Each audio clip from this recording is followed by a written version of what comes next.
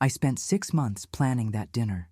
6 months choosing the perfect menu, coordinating schedules, making sure every single detail would be exactly right. It was my 58th birthday, and for the first time since Thomas died, I actually believed Vivian and I might finally have a chance at something real. Something that felt like a mother and daughter instead of whatever cold transaction we'd become. I hired Chef Marcel, the one Vivian mentioned 3 times she'd been dying to try but could never afford. I ordered cases of that specific French Burgundy Dylan always praised at restaurants, acting like he understood wine when I knew he just Googled expensive reds on his phone under the table. I even invited Dylan's parents, Patricia and Robert, because Vivian had complained just last month that I never made an effort with his family.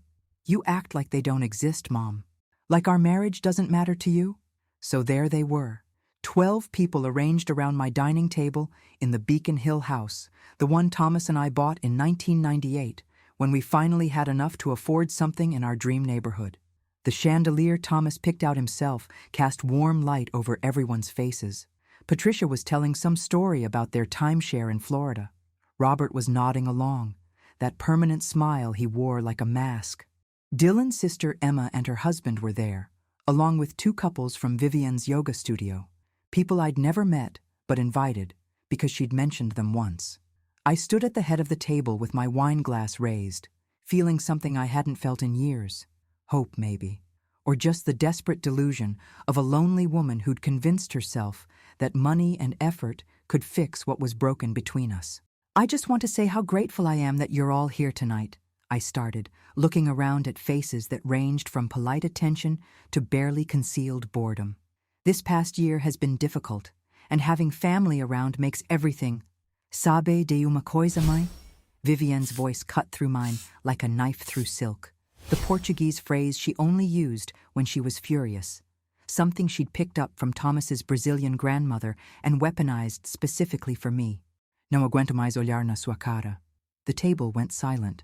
I mean completely, utterly silent. Patricia's fork stopped halfway to her mouth. Robert's perpetual smile faltered. Emma looked down at her plate like she wanted to disappear into it. I stood there, wine glass still raised like an idiot, not quite processing what had just happened. My daughter was looking at me with something beyond anger. It was contempt. Pure, undiluted contempt. Vivienne, I started, my voice smaller than I intended. No, I'm done pretending. She was on her 4th glass of wine. I'd been counting without realizing I was counting. I'm done sitting here acting like we're a normal family, like you're a normal mother. Dylan leaned back in his chair, and that's when I saw it. The smile. Not a nervous smile or an embarrassed smile. Satisfaction. He was actually enjoying this. Sweetheart, maybe this isn't the time. Patricia tried, her voice weak. It's exactly the time. Vivian pushed her chair back and stood up. She was wearing the Diane von Furstenberg dress I'd bought her for Christmas. $2,000 on my credit card because she'd mentioned loving it. You think you can buy everything, don't you, Mom? Buy my love, buy my time, buy a relationship you never bothered to build when I actually needed you. My hand was shaking. The wine in my glass created tiny waves catching the light. I set it down carefully, like if I moved too fast, everything would shatter. You gave me things, Vivian continued, her voice rising. Things, things, things. A fancy school where I didn't know anyone because we'd just moved again for your business. A college fund that felt like payment for all the recitals you missed. An apartment that's basically just guilt money wrapped in real estate. That's not fair, I managed to say, but my voice had no strength behind it. Fair! She laughed, and it was the ugliest sound I'd ever heard come from her. You want to talk about fair? Fair would have been having a mother who showed up. Fair would have been having parents who gave a damn about anything other than their precious empire. Your father and I worked hard to give you opportunities. Dad's dead, Mom. The cruelty in her voice made me flinch. He's been dead for 6 years, and you know what? Even when he was alive, he was barely there. But at least he pretended to care. At least he tried to make it to some of my stuff. You didn't even pretend. I looked around the table. Emma was crying. Patricia looked stricken. The yoga studio friends were staring at their plates.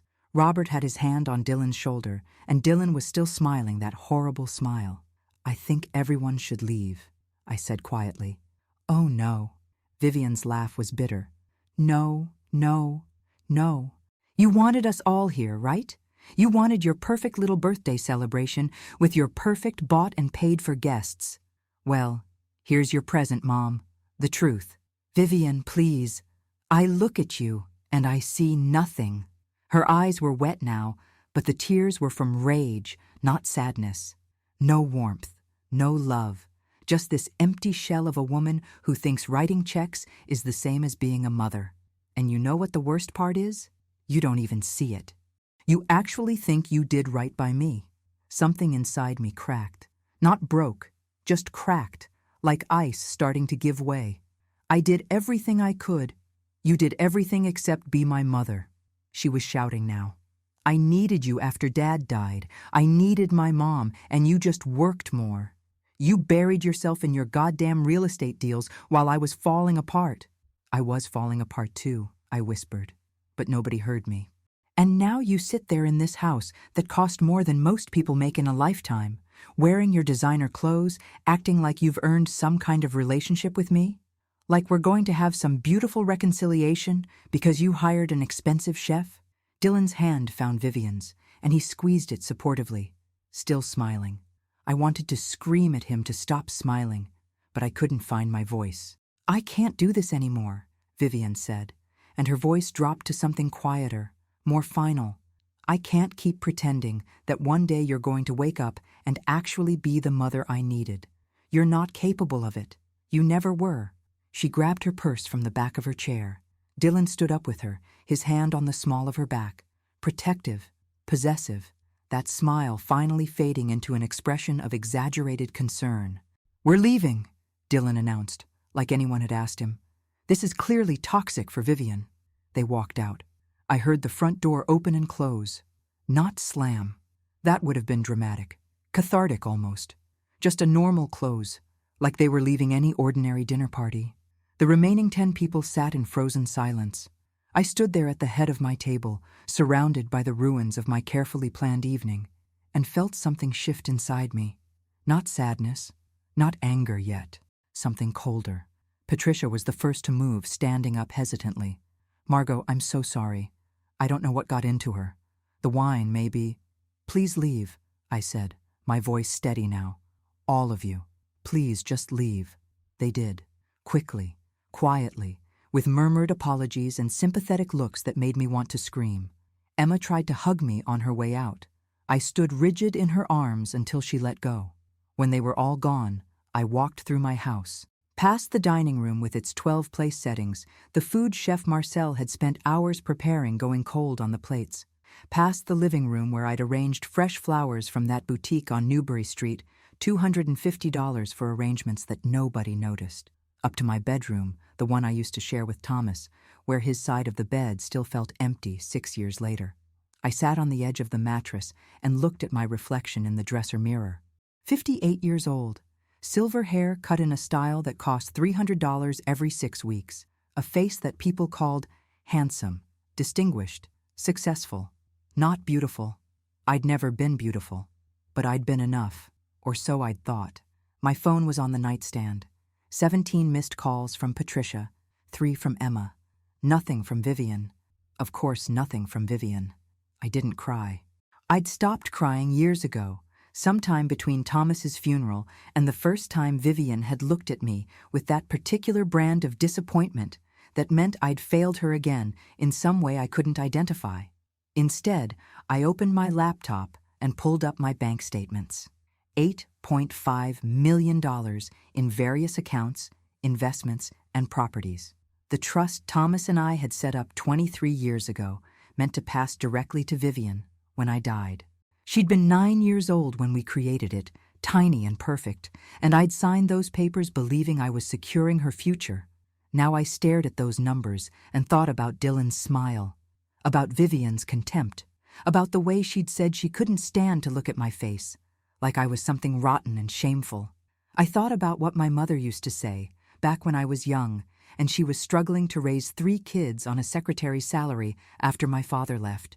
Never let anyone make you feel worthless, Margot, especially not someone you gave everything to. My mother died when I was 35, before she could see what Thomas and I built, before she could know that her daughter never had to beg for child support or choose between electricity and groceries. I'd made sure of that. I'd made absolutely sure my daughter would never experience what I experienced, and this was my reward: public humiliation on my birthday. A daughter who couldn't stand to look at my face, a son-in-law who smiled while it happened. I closed the laptop and went back downstairs. Chef Marcel had cleaned up and left, probably grateful to escape the awkwardness. The house was silent except for the grandfather clock in the hallway, marking time with its steady tick. I poured myself a glass of the expensive Burgundy Dylan pretended to know about and sat in Thomas's old chair in the study. This was where he used to review contracts, make deals, plan our next acquisition. This was where he had his heart attack, slumped over paperwork for a property in Cambridge we were going to buy together. The wine tasted like ashes in my mouth, but I drank it anyway. And as I sat there in the silence of my big empty house, surrounded by all the things my money had bought but my presence had failed to maintain, I made a decision.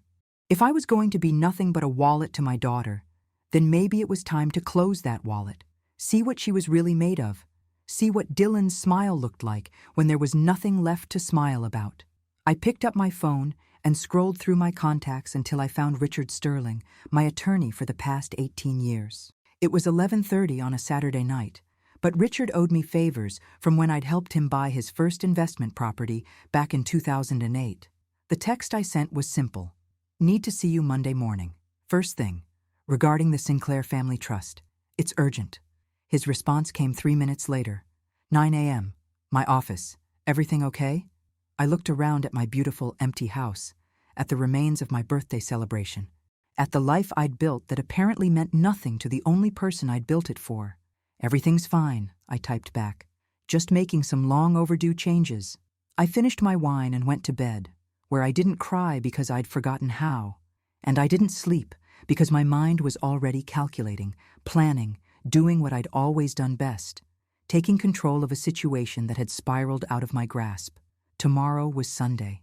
Monday, things would change.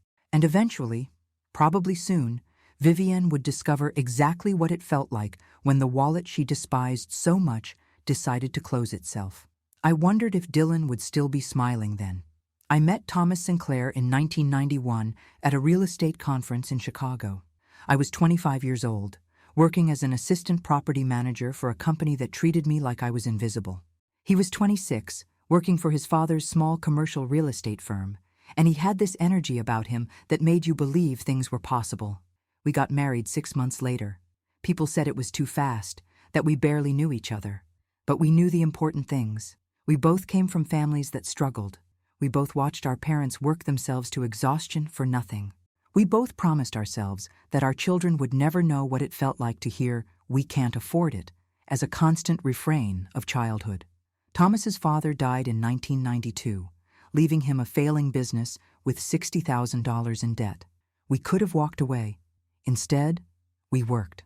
God, how we worked. 16-hour days, 7 days a week.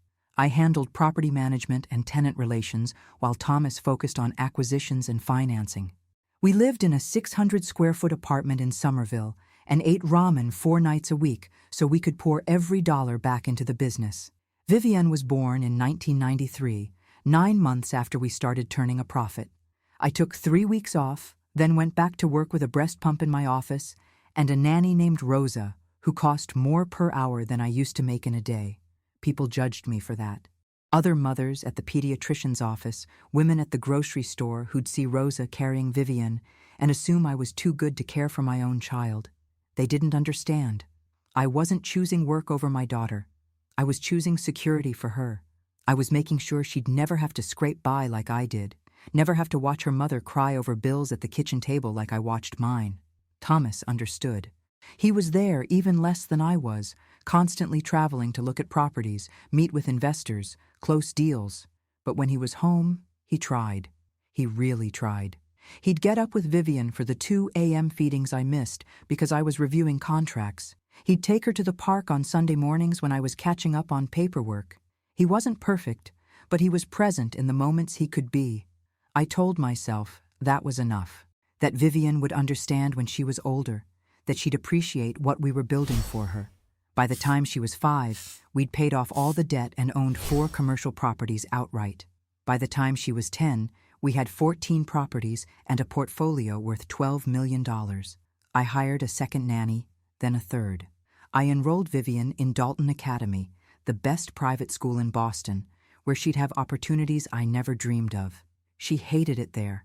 I found out years later, but she hated every single day of it. She didn't fit in with the other kids who'd been born into wealth, who had parents that hosted elaborate birthday parties and showed up for every school event. She told her friends that Thomas and I traveled for work.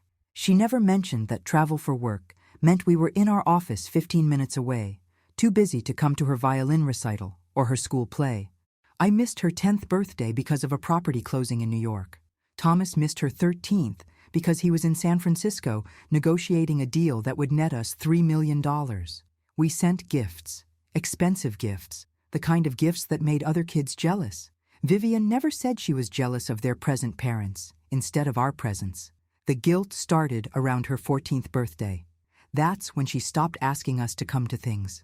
Just stopped. She'd mention something casually like, "I have a soccer game on Saturday."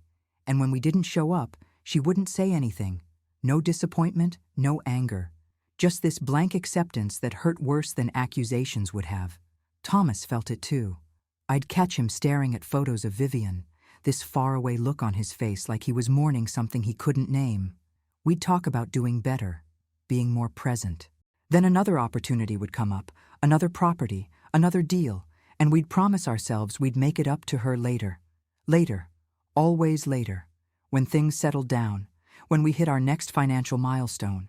When we finally had enough that we could afford to slow down. Except there was never enough. The number kept changing. First it was 5 million, then 10, then 20.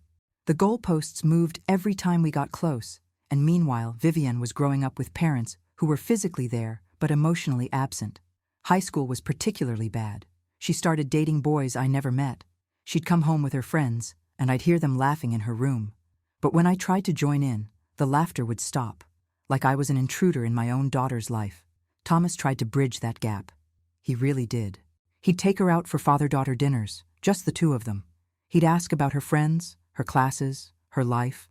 She'd answer in monosyllables, checking her phone, counting minutes until she could leave. "She's a teenager," Thomas would say, trying to convince both of us. All teenagers hate their parents. But I knew it was more than that. The other mothers at her school, the ones who didn't work or who worked part-time, they had different relationships with their daughters. Close relationships. The kind where daughters actually wanted to spend time with their mothers. I tried once. Just once, I cleared my entire schedule for a week and told Vivienne we were going to do whatever she wanted. Mother-daughter bonding time. She was 16. She looked at me like I'd suggested we take a trip to Mars. "Why?" "Because I want to spend time with you," I said, hearing how desperate I sounded. "You want to spend time with me now? Where was this energy when I actually needed you?" She said it so casually, like she was commenting on the weather. Then she went to her room and closed the door. I stood in the hallway outside her room for 10 minutes, trying to figure out how to fix what I'd broken. Thomas found me there, put his arm around my shoulders, and led me away. "Give her time," he said. "She'll come around." She didn't come around. She went to Cornell for college, called home once a month with perfunctory updates, and spent every holiday with friends' families instead of coming home to Boston. I told myself it was normal, that college kids wanted independence. Thomas believed it because he needed to believe it. Then he died. It was a Tuesday morning in March, 6 years ago. Thomas was 59 years old, reviewing contracts for a property in Cambridge. He'd seemed fine at breakfast, talking about meeting with investors at 11. I was in my office when Rosa called me, her voice barely coherent through her crying. By the time I got home, the paramedics were already there. They worked on him for 27 minutes before calling it. Massive heart attack. He was probably dead before he hit the floor. Vivian came home from Cornell for the funeral. 26 years old, beautiful in her black dress, crying in a way that seemed performative somehow. Or maybe that was my grief talking, seeing manipulation where there was none. People kept telling me to lean on my daughter, that tragedy brought families together. But when I tried to talk to her, really talk to her about Thomas, about our life together, about all the complicated feelings I had, she'd shut down. I need to process this on my own, Mom. So I processed it on my own too. I threw myself into work harder than ever because it was the only thing that made sense. Numbers didn't betray you. Contracts didn't die on you. Real estate didn't look at you with Vivian's eyes and ask where you'd been all those years. The business kept growing. I sold some properties, bought others, made smart investments that tripled in value. By Vivian's 30th birthday, I was worth $8.5 million and felt emptier than I did when Thomas and I were living on ramen in that tiny apartment. Vivian moved back to Boston after Cornell. She had a degree in marketing and a job that lasted 6 months before she quit to find herself. I didn't push. I bought her an apartment in the South End, $890,000, because I wanted her close. Because I thought maybe with Thomas gone, we could finally build something real. She met Dylan a year after the funeral. He seemed nice at first, charming, attentive, everything Thomas had been when we first met. He sold enterprise software, made decent money, came from a middle-class family in Newton. He treated Vivian well, or so it seemed. They got engaged after dating for 8 months. I thought it was too fast, but I didn't say anything because I'd married Thomas after 6 months, and it worked out. Mostly. When they asked me to pay for the wedding, I said yes immediately. $180,000 for a ceremony at Martha's Vineyard that felt more like a production than a celebration. Dylan started asking for money 6 months after the wedding. Small things at first. Just a loan for a down payment on a house, Margot. We'll pay you back. 5,000 became 10, became 20. I kept a spreadsheet. Every loan, every temporary help, every just this once. In the last 18 months, I'd transferred $340,000 to them. And with every deposit, Vivian treated me with increasing contempt, like I was an ATM machine that had the audacity to have feelings. The dinner party was supposed to change that.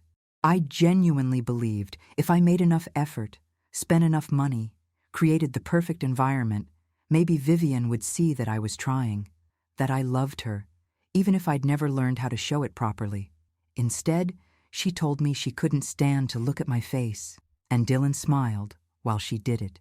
That's how I ended up in Richard Sterling's office, Monday morning at 9 a.m. sharp, ready to do what I should have done years ago. Stop trying to buy love and start protecting what I'd built. Richard Sterling's office smelled like leather and old money, which made sense considering most of his clients had both. He'd been my attorney since 2006, handling everything from property acquisitions to Thomas's estate after he died. He was 63 years old, impeccably dressed, and had a way of looking at you over his reading glasses that made you feel like you were back in school being questioned by the principal. "Margot," he said, gesturing to the chair across from his massive mahogany desk. "You sounded urgent on the phone." I sat down and placed my handbag on my lap, hands folded over it like I was holding myself together. "I want to dissolve the Sinclair family trust." His eyebrows went up. "That's a significant decision. Can I ask what prompted this?" "My daughter told me she can't stand to look at my face," I said, keeping my voice steady. "In front of 12 people at my birthday dinner." Her husband smiled the entire time. Richard was quiet for a moment, studying me with those sharp eyes that had probably seen every kind of family drama imaginable. "I'm sorry, Margot. That must have been incredibly painful." "Painful would imply I was surprised," I said. "I wasn't. I've been watching this build for years. I just kept telling myself that if I was patient, if I was generous, things would get better. They haven't. They've gotten worse." He pulled out a thick folder from his filing cabinet. The Sinclair Family Trust, established in 2001 when Vivian was 8 years old. Thomas and I had sat in this very office, younger and more optimistic, setting up what we thought was our daughter's security. "The trust currently holds $8.5 million in various assets," Richard said, flipping through pages. "It's structured to pass directly to Vivian upon your death, with her spouse having automatic access as beneficiary. Given that she's now married to Dylan Cartwright, he would essentially have equal control over those funds." My stomach turned. Dylan would have control over my money. Technically Vivian's money at that point, but yes, as her spouse, he'd have significant influence over how it's managed and spent. Richard looked at me over those glasses again. Is that what concerns you? Dylan has been asking for money since 6 months after they got married, I said. Small amounts at first, then bigger ones.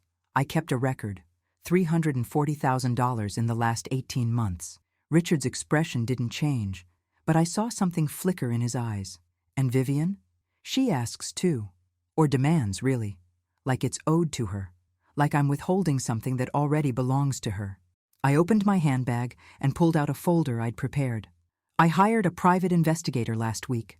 Dylan has $127,000 in credit card debt. He invested in 2 startup companies that both failed. He's been researching inheritance law and how to contest wills. Richard took the folder and read through it carefully. When he looked up, his expression was grim. Margot, I'm going to be direct with you. If you dissolve this trust and transfer everything to your personal name, it will cause significant family conflict. There's already conflict, Richard. I'm just tired of funding it. He leaned back in his chair.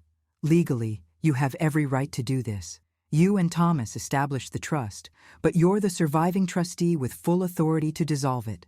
The assets would revert to your personal ownership, and you could restructure your estate planning however you see fit. How long would it take? 6 to 8 weeks for everything to be finalized. We'd need to liquidate certain holdings, transfer accounts, file the appropriate paperwork. He paused. During that time, Vivian would need to be notified. It's legally required. I don't want her to know until it's done. I can delay notification until the last possible moment, but eventually she'll receive a letter from this office informing her that the trust structure has changed significantly.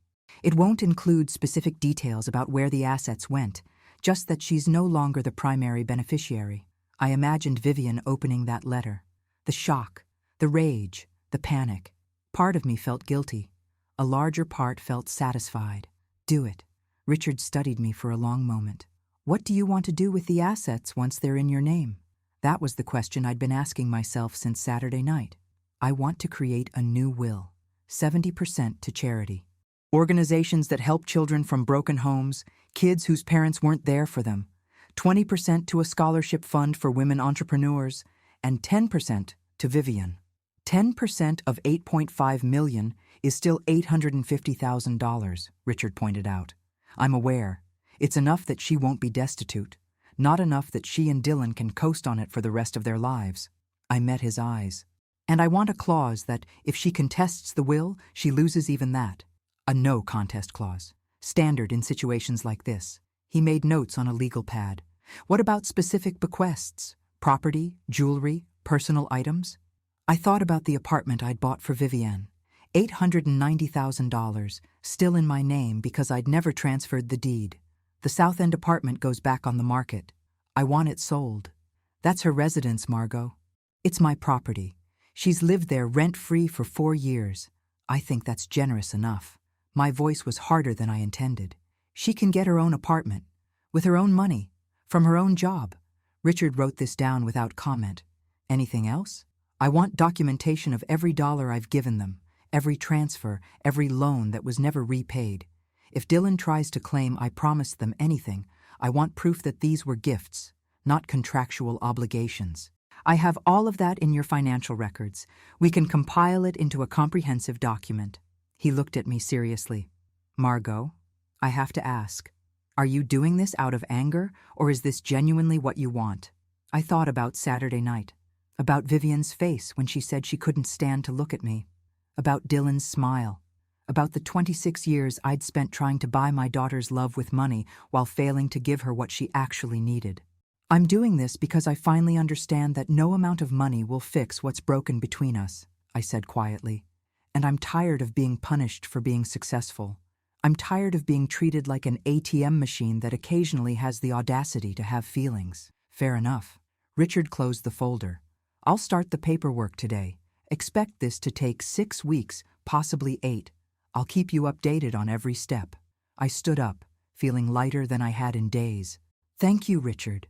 Margot, he said as I reached the door. When Vivian finds out, and she will find out, this is going to detonate your relationship with her, possibly permanently. Are you prepared for that? I thought about it. Really thought about it. Richard, my relationship with her detonated years ago. I've just been pretending the pieces were still connected. The next 6 weeks were strange. Vivian called me 3 times, always asking for something. 15,000 for a business opportunity she couldn't quite explain. 25,000 because Dylan's commission check was delayed and they needed help with bills. 10,000 for a trip to Italy they'd already booked because we deserve a vacation, Mom. We've been so stressed. For the first time in my adult life, I said no. The first time, Vivian laughed. She actually laughed, like I was joking. Mom, I'm serious. We really need this. I'm serious too. No. Silence on the other end. What do you mean, no? I mean no, Vivian. I'm not giving you $15,000. Or any dollars. Not right now. Are you kidding me? Her voice went sharp. After what you put me through at that dinner, you're going to be petty about money? What I put you through? I kept my voice calm. Vivian, you humiliated me in front of a dozen people. You told me you can't stand to look at my face. I'm not being petty. I'm being protective of myself. She hung up on me. Dylan called back 10 minutes later, his voice full of false concern. Margot, hey, I think there's been a misunderstanding. Vivian is really upset. Then she can call me herself and apologize. Apologize? He laughed, but it didn't sound friendly. Margot, with all due respect, Vivian finally had the courage to be honest with you about how she feels. That took a lot of strength. Interesting perspective, Dylan. From where I sat, it looked like cruelty. You're being oversensitive. Family is supposed to be honest with each other. His tone shifted, became more wheedling. Listen, about that 15,000. It's for a really solid investment opportunity. Real estate development in Florida. We could triple the money in 6 months. Then you should invest your own money in it. We would, but things are tight right now. You know how it is. I do know how it is, I said.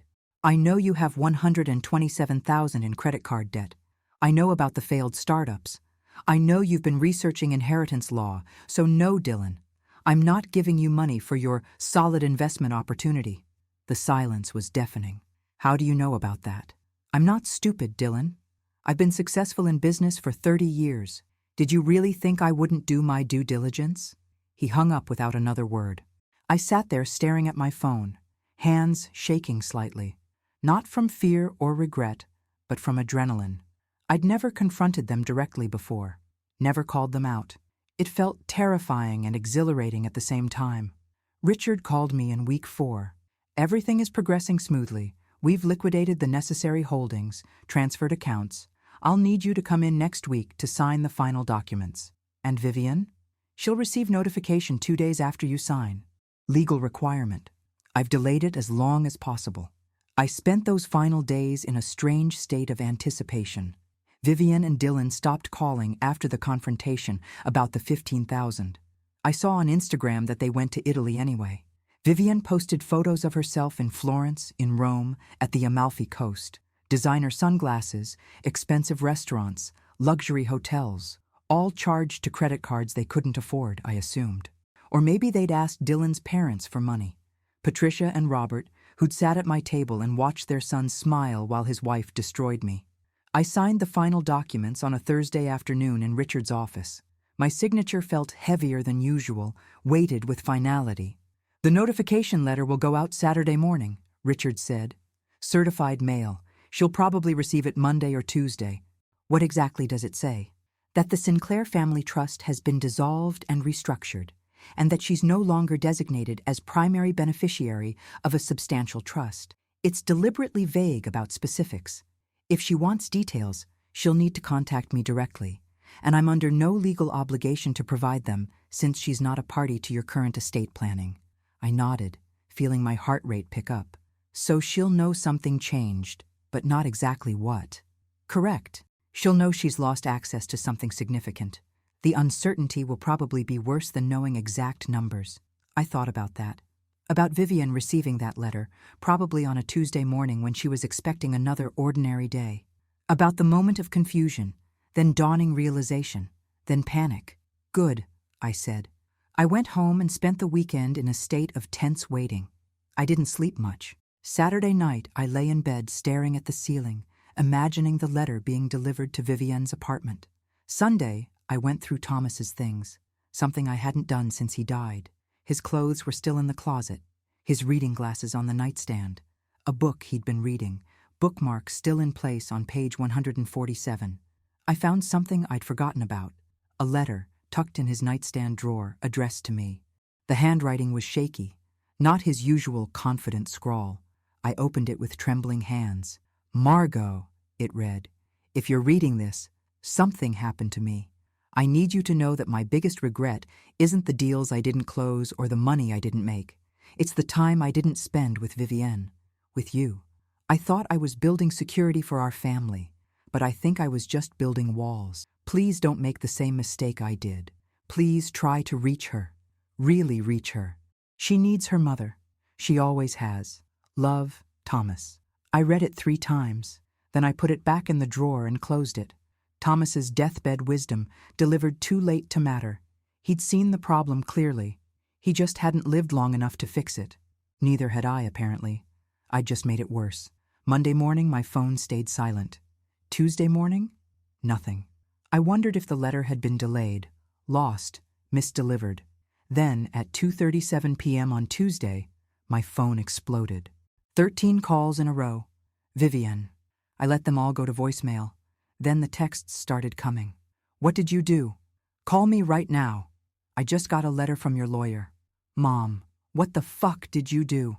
I watched them appear on my screen, one after another, feeling strangely calm. This was it. The moment I'd been waiting for and dreading in equal measure. Dylan started calling from his number. I ignored those too. Then Vivienne again, more texts, increasingly desperate. Please call me. Mom, please.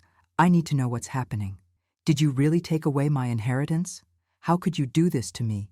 I'm your daughter. Mom, answer your fucking phone. I poured myself a glass of wine. The same expensive Burgundy from the birthday dinner, though it tasted different now.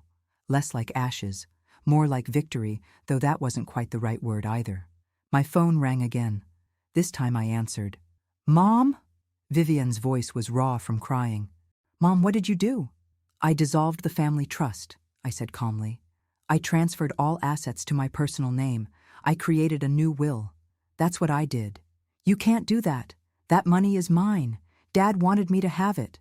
Your father is dead, Vivienne, and that money was always mine to decide what to do with. You just assumed it would be yours. Assumed? She was shrieking now. You told me. You and Dad both told me that trust was for me, for my future. And then I watched you treat me like garbage while your husband smiled about it. I watched you ask for money like you were collecting a debt while showing me nothing but contempt. So I changed my mind. That's allowed. I heard Dylan in the background shouting something I couldn't make out. Vivienne was crying harder. How much did you take? How much is left? That's between me and my attorney. I have a right to know. I'm your daughter. You're my adult daughter who told me she can't stand to look at my face, I said, and my voice finally had some heat in it. You're my daughter who has taken $340,000 from me in the last 18 months while treating me like I'm worthless. So no, Vivienne, you don't have a right to know anything about my personal finances. This is insane. You're being vindictive and cruel. I'm being protective of myself, something I should have done years ago. Dylan said you'd do something like this. He said you were toxic and manipulative and you'd use money to control me. She was hysterical now, words tumbling out. He was right. He was right about you. Something cold settled in my chest. Dylan said that, did he? Your husband who has been researching how to contest my will? Who has over $100,000 in credit card debt? Who took you to Italy on money you don't have while planning how to get his hands on my estate? Silence. How do you know about that? I know everything, Vivienne. I hired someone to find out. And what I found out is that Dylan is a manipulative opportunist who saw you as a meal ticket. And you let him poison you against me because it was easier than taking responsibility for your own life. You're lying. Dylan loves me. Dylan loves my money. And now that there's a very real possibility he won't get it, let's see how long that love lasts. She hung up on me. I sat there with my phone in my hand, my wine glass in the other, feeling something I hadn't felt in years. Not happiness exactly, but certainty. Absolute certainty that I'd done the right thing. My phone buzzed with a text from Richard. I assume you've heard from Vivienne. She called my office 17 times today. I haven't answered. Let me know if you need anything. I texted back, thank you, I'm fine. And for the first time in 6 years, since Thomas died and left me alone with a daughter who blamed me for everything wrong in her life, I actually meant it. The next 3 days were silent. No calls, no texts, nothing. I told myself I was relieved, but the silence felt heavier than the confrontation had. I kept checking my phone compulsively, expecting another explosion of rage or desperation. Instead, nothing. Then, on Friday afternoon, someone knocked on my door. I looked through the peephole and saw Vivian standing there alone. No Dylan. She looked terrible. Her hair was unwashed, pulled back in a messy ponytail. No makeup. She was wearing sweatpants and one of Thomas's old Cornell sweatshirts that she must have taken from my closet years ago. Her eyes were swollen and red. I opened the door. Can I come in? Her voice was small, nothing like the screaming from Tuesday's phone call. I stepped aside and let her in. She walked into the living room like she was walking through a stranger's house, looking around at furniture she'd known her entire life like she was seeing it for the first time. Or maybe seeing it for the last time. Do you want something to drink? I asked, falling back on hostess autopilot. No, I just need to talk to you. She sat on the edge of the sofa, hands clasped between her knees. Mom, please, I need to know what's happening with the trust. I told you on the phone. I dissolved it. The money is in my name now. All of it? Her voice cracked. There's nothing left for me? I could have lied. Could have let her twist in uncertainty. But looking at her sitting there, 26 years of accumulated pain and failure radiating off her like heat, I couldn't do it. I created a new will. You get 10%. She did the math quickly. She'd always been good with numbers. $850,000. Yes. And the other 90%? 70% to charity, 20% to scholarship funds for women entrepreneurs, organizations that help people actually build something instead of just waiting for handouts. She flinched like I'd slapped her. That's what you think I've been doing? Waiting for handouts? Haven't you been? I sat down across from her. Vivian, when was the last time you worked? Really worked? Not this consultant fantasy where you bill 0 clients and make 0 income? I've been trying to build my business. With my money. You've been trying to build a business with my money while living in an apartment I bought, driving a car I lease for you, using a credit card I pay off every month. You're 32 years old, and you've never supported yourself for a single day of your adult life. Tears started rolling down her cheeks. You made me this way. You and Dad.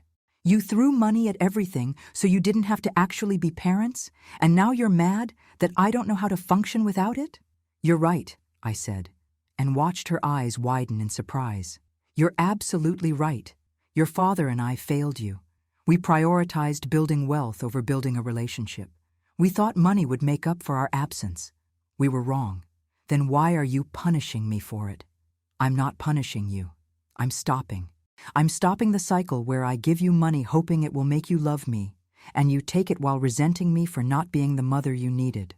It's not working, Vivian. It's never worked. It's just made both of us miserable. She wiped her face with her sleeve. Dylan said this would happen. He said you'd eventually use the money to control me. Where is Dylan? I asked. Why isn't he here with you? She looked away. He's at his parents' house. We had a fight. About the money. About everything. Her voice dropped to barely a whisper. He said things. Awful things. About how I'm useless without your money. How he wasted 3 years on me thinking I'd be worth something eventually. He said if I'd just kept my mouth shut at your birthday dinner, none of this would have happened. My chest tightened. Vivian. He was right about that part, wasn't he? She looked at me with those red, swollen eyes. If I hadn't said those things, you wouldn't have done this. I destroyed my own future. Your future was never supposed to be my death, I said quietly. That's what the trust was, Vivian. You and Dylan sitting around waiting for me to die so you could get rich. Is that really the future you wanted? No. She started crying harder. I don't know what I wanted. I just know I've always felt like I wasn't enough for you. Like nothing I did mattered because I wasn't building an empire or closing deals or making millions. I was just me, and that was never good enough. That's not true. It is true. Every time I tried to talk to you about my life, my feelings, anything that mattered to me, you'd change the subject to business or money or some property you were buying. You never cared about who I was, only about what I could become if I just worked harder, tried harder, was more like you. I opened my mouth to argue, then closed it, because she wasn't wrong. I had done that. Every painful, dismissive time she'd tried to connect with me, and I'd redirected to safer territory, to things I understood, to accomplishments and acquisitions instead of emotions and experiences. "I'm sorry," I said. "You deserved better parents than we were." She looked at me, surprised again. "Are you really taking it all away? The apartment too?" "The apartment goes back on the market next month. I've already contacted a realtor." "Where am I supposed to live?" "Where every other adult lives, in a place you can afford with money you earn yourself." I paused. "I'll give you 60 days to find something. That's more than fair." 60 days. She laughed bitterly. "I don't have a job, Mom. I don't have savings. Dylan and I are barely speaking. His parents think I'm a gold digger who ruined their son's chances at a good life. And now you're kicking me out." "I'm not kicking you out of my life, just out of my property." "There's a difference." "Is there? Because it feels the same." She stood up, wiping her face again. "I came here hoping you'd changed your mind. That maybe if I apologized, if I explained about Dylan manipulating me, about how confused and angry I've been, you'd realize you were being cruel. And now? Now I realize you meant every word on the phone. You really don't care if I end up homeless or desperate. You really are willing to give $8 million to strangers rather than help your own daughter." She walked toward the door. "Dylan was right. You are toxic. You're just better at hiding it behind expensive lawyers and charity donations." She left. The door closed softly behind her, and I sat there in my living room feeling something crack open inside my chest. Not regret, exactly, but recognition. Recognition that this might actually be the end. That Vivian might walk out of my life permanently, and I'd spend the rest of my days alone in this big house with my principled decisions and my protected assets. My phone buzzed. A text from Richard. "Vivian's attorney contacted me. She's threatening to contest the will. I told them about the no contest clause." They hung up. I stared at the message. So it was really happening. My daughter was lawyering up against me. My daughter, who I'd carried for 9 months and birthed in pain and tried to protect from everything I'd suffered as a child, was now my legal adversary. I texted back, "Let me know if they contact you again." Then I poured another glass of wine and sat in Thomas's chair in the study, wondering if he'd be proud of me for finally setting boundaries or ashamed of me for destroying what was left of our family. Probably both. That seemed to be the theme of my entire relationship with Vivian. Everything I did was somehow both right and wrong simultaneously. 3 weeks passed, 3 weeks of silence that felt like standing on the edge of a cliff, waiting to either fall or find solid ground. I went about my life mechanically. Client meetings, property reviews, morning coffee at the cafe on Charles Street, where nobody knew me well enough to ask personal questions. I slept poorly, woke early, and spent too many hours staring at my phone, waiting for it to ring. It finally did on a Tuesday morning. Not Vivian's number. Unknown caller. I almost didn't answer. "Mrs. Sinclair?" A woman's voice, professional but warm. "This is Dr. Caroline Webb from Boston General Hospital. I'm calling about Vivian Cartwright. You're listed as her emergency contact." My blood went cold. "What happened? Is she all right?" "She's stable now. She came in last night. Overdose. Combination of sleeping pills and alcohol.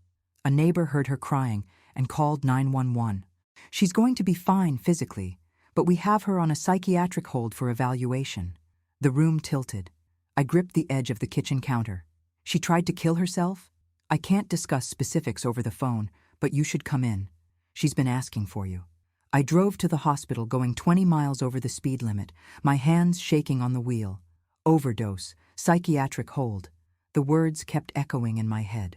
My daughter had tried to kill herself, and I'd spent the last 3 weeks congratulating myself on setting healthy boundaries.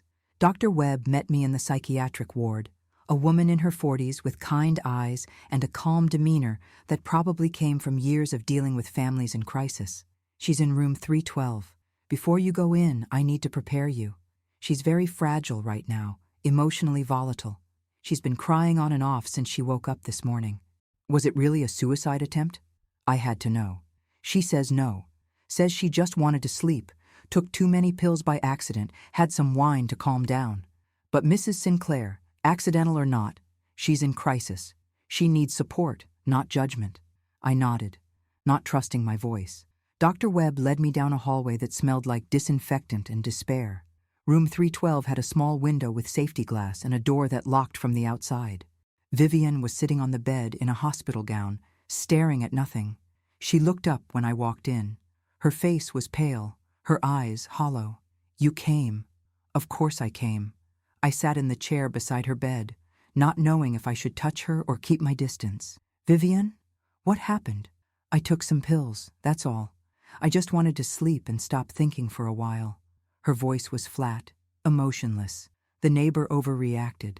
I'm fine. You're not fine. You're in a psychiatric ward. Because they have to evaluate me for 72 hours. Standard procedure. It doesn't mean anything. She picked at the hospital blanket. Dylan hasn't called. I've been here for 12 hours and he hasn't even texted. My heart broke a little more. Have you talked to him at all since you came to my house? Once. He came to the apartment to get his things.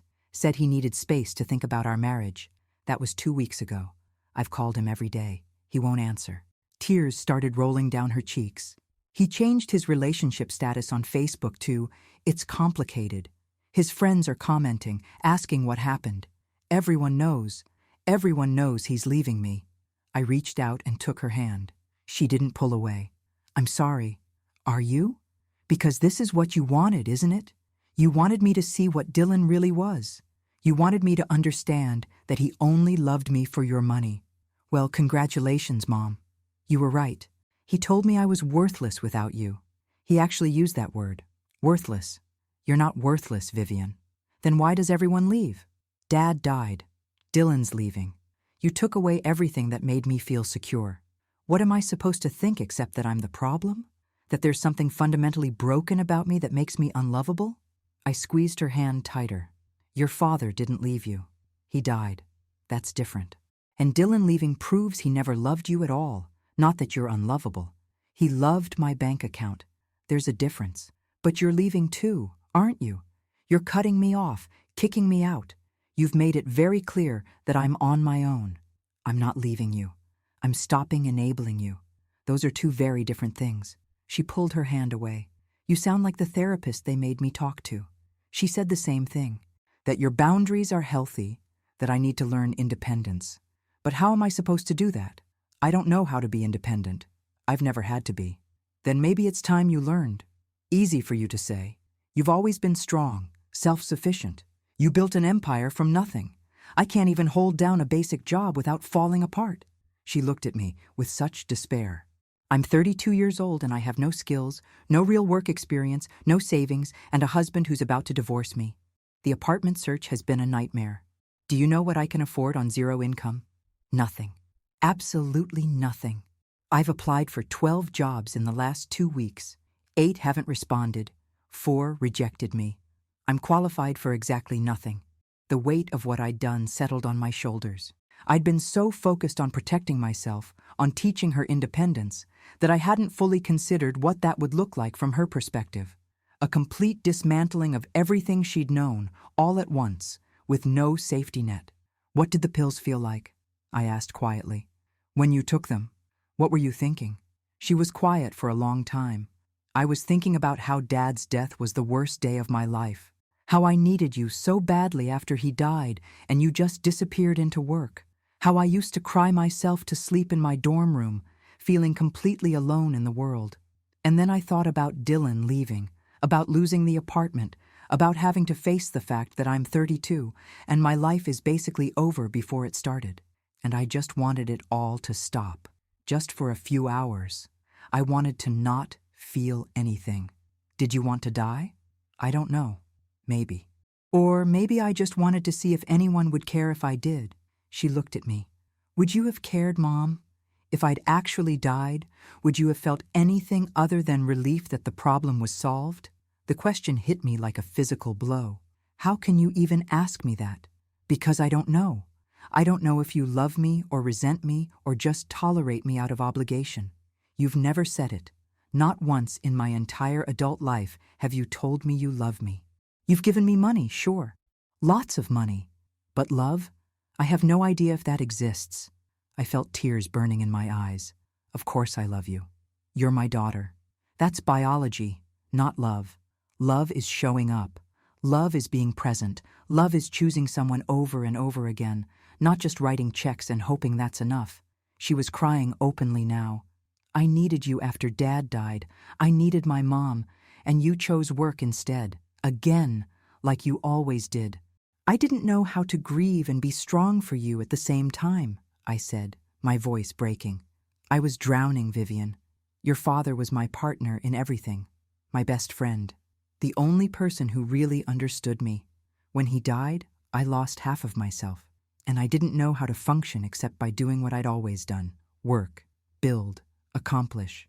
I couldn't fall apart because if I did, everything would fall apart. So you let me fall apart alone. Yes, I did. And I'm sorry. I'm so sorry. We sat in silence, both crying. A nurse came in to check Vivian's vitals, gave us a sympathetic look, and left quietly. Outside the window, Boston went about its business, people living their normal lives, while mine felt like it was combusting from the inside out. I don't know how to fix this, Vivian said finally. Us, me, any of it. I don't either, I admitted. But maybe that's okay. Maybe we don't need to fix everything right now. Maybe we just need to start being honest with each other. Honest like you being honest about taking away my inheritance? That kind of honest? Honest like me admitting that I was hurt and angry and I made a decision to protect myself without fully considering how it would affect you. Honest like me saying that I don't regret dissolving the trust because you and Dylan were using it like a weapon against me. But I do regret not having a conversation with you first about why I felt that way. She wiped her face with the hospital blanket. Dylan did use it as a weapon. You were right about that. He kept telling me I needed to secure my future, that you were unpredictable and vengeful, that the only way to protect myself was to make sure I had legal claim to the money. He had me so convinced that you were the enemy. Why did you believe him instead of me? Because it was easier to hate you than to admit I'd married someone like him. Because blaming you for everything wrong in my life meant I didn't have to take responsibility for my own choices. Because being a victim was more comfortable than being an adult. She looked at me with raw honesty. And because part of me really did resent you for putting work before me. That part wasn't fake. That part was real. I know. And that part is valid. I did put work before you. Many, many times. Your father did too. We told ourselves we were building your future, but really we were just doing what we were comfortable with. Making deals was easier than making emotional connections. The therapist said I need to go to intensive outpatient treatment.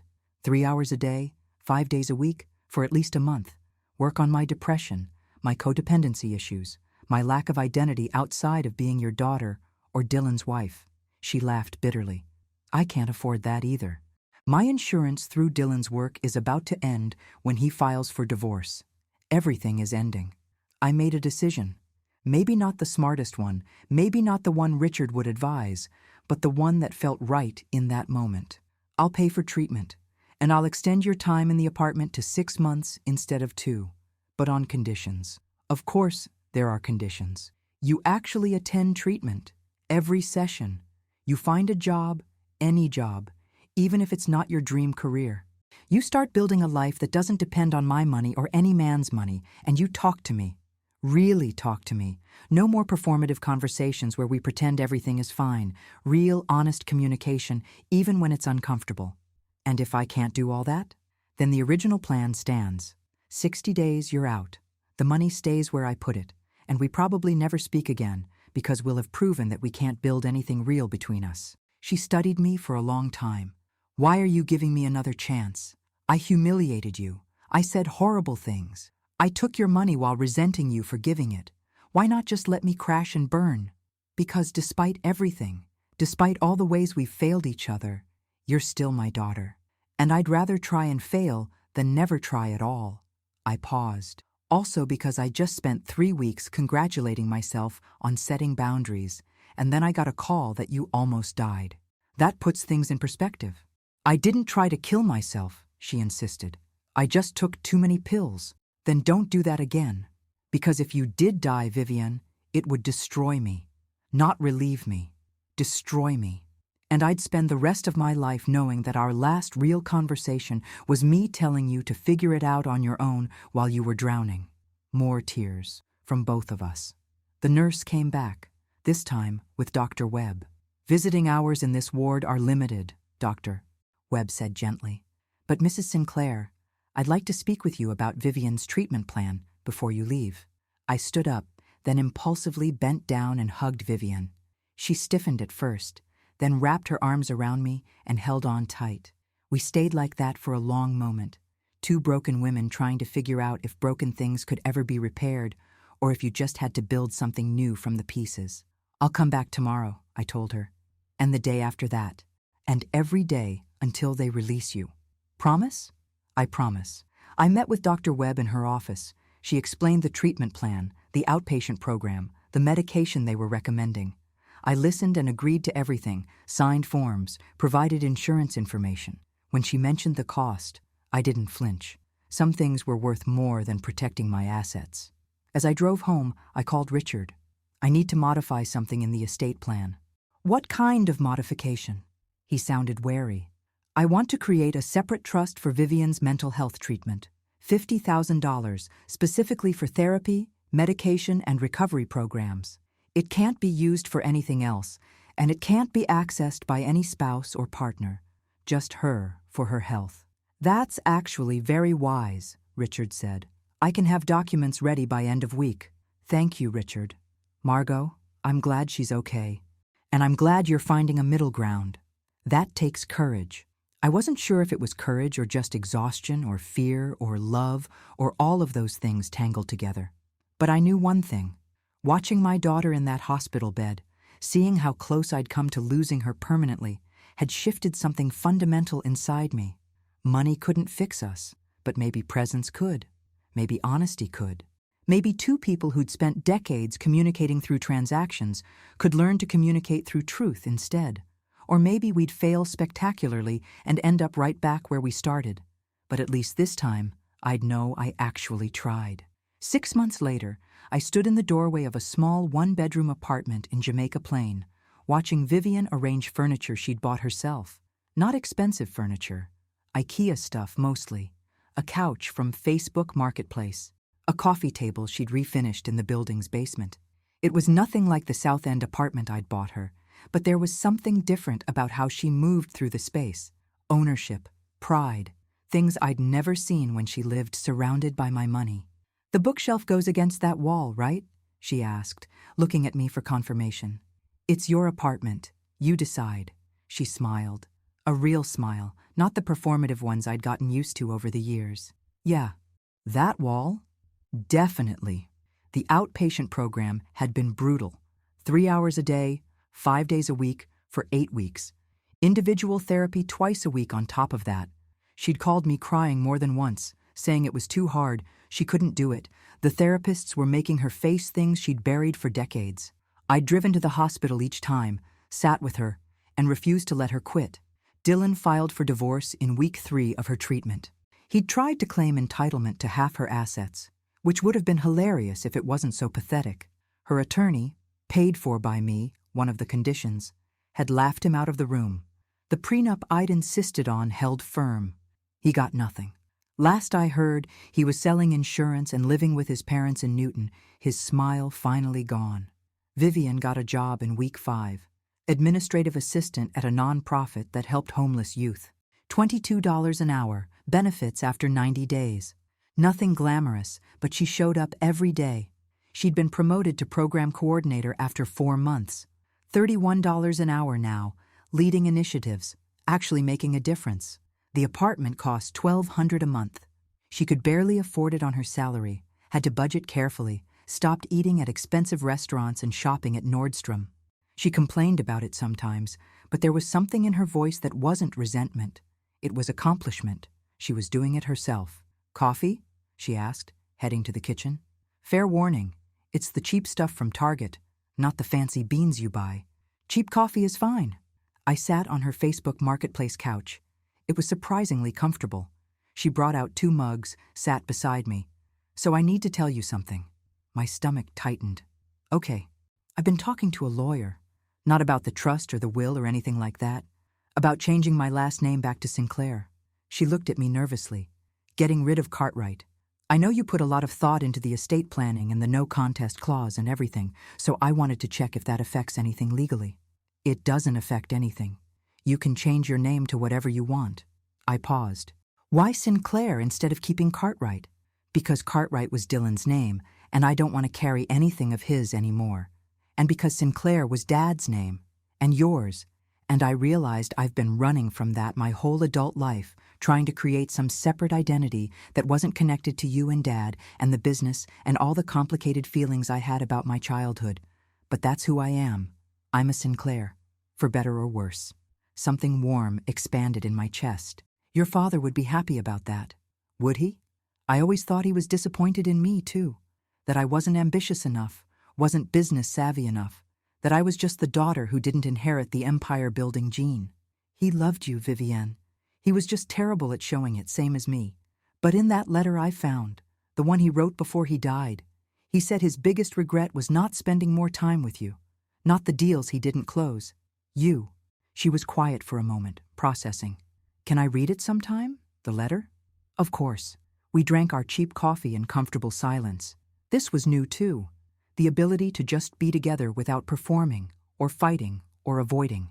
It had taken months of therapy, both individual and the joint sessions we'd started doing together, to get here, to a place where we could sit on a couch and drink bad coffee and just exist in each other's presence. I saw Patricia last week, Vivienne said. Dylan's mom. She was at the grocery store.